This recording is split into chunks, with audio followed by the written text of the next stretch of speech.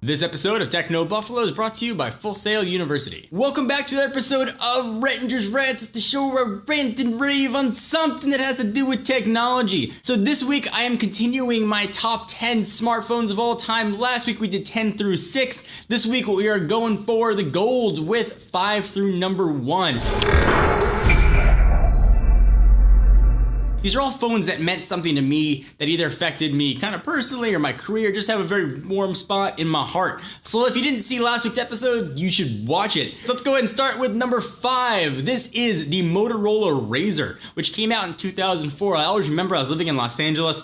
I waited in line for this phone. I waited till the AT&T store could open. This phone had been rumored to be coming out for a while and finally came. I saved my money for so long to get this phone. I could not believe that a phone could be that thin. Even the keypad looked like it was an etched screen. It was just absolutely incredible. Everything about the device was awesome, and it screamed cutting edge. And that was one of the phones that, again, started my love affair with technology. It was just incredible, and it really was one of the flagship of Motorola's designs, and in my opinion, one of the best looking phones of all time. Number 4, the Nexus 1, the phone that ushered in the Nexine pure Android experience, released on January 5th, 2010. If you remember, this guy had a 3.7-inch screen with 480 by 800 resolution and shipped with Android 2.1 Eclair, which goes back quite a while.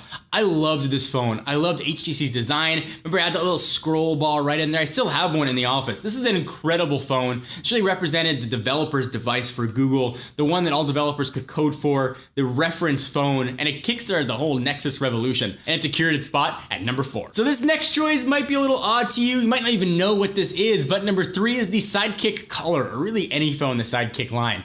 I loved the Sidekick. I remember I just graduated college in 2003. I'd come home and the Sidekick was everywhere. I had a cell phone already, but I just wanted that service. I wanted to be able to IM. It had a browser built in. It really had apps before apps were available on a phone, and the keyboard is absolutely incredible. I remember I just wanted to have AIM to AIM my friends. I waited, I got it, had a separate data plan, and I used the heck out of this thing. It had a cool swivel screen. It was built by Danger, which don't really hear that anymore. Is used on T-Mobile service. It really was T-Mobile's flagship device.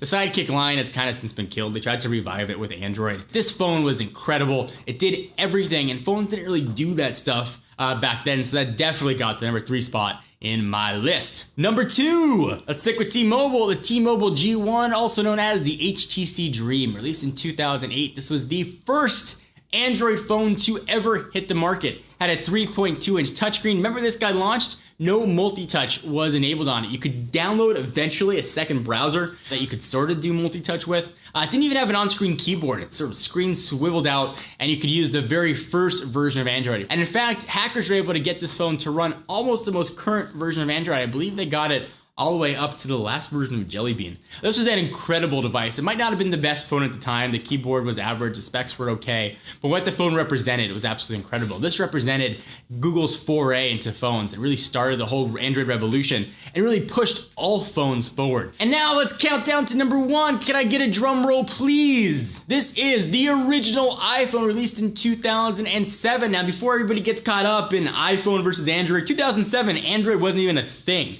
This was the very first real smartphone out there that revolutionized the whole world. BlackBerry dominated at the time. This phone brought multi-touch to the masses. It brought on-screen keyboard to the masses. They didn't have to use a stylus to tap on. Thinking of that, it brought capacitive screens to the masses. And most importantly to me, the original iPhone kind of launched my career when it came to mobile phone reviewing. I remember I went to my local Apple store, I think it was at 10 p.m. that night, and I picked up a phone. I couldn't believe they still had them in stock. I was able to try it and use it.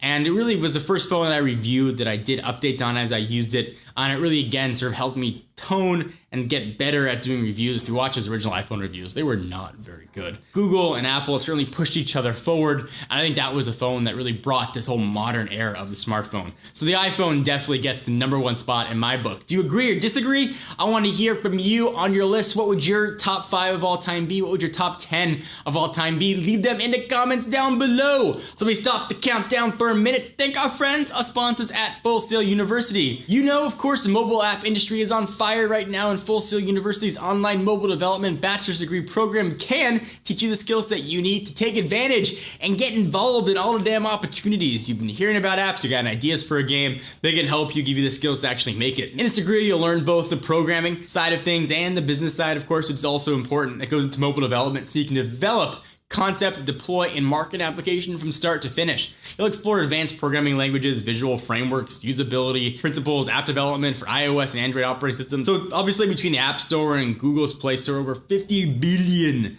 apps have been downloaded. There's really no signs of slowing down. So if you want to master technology and software that goes into making applications, this is the place to go. So go check out fullsail.edu/technobuffalo to learn about this online degree program.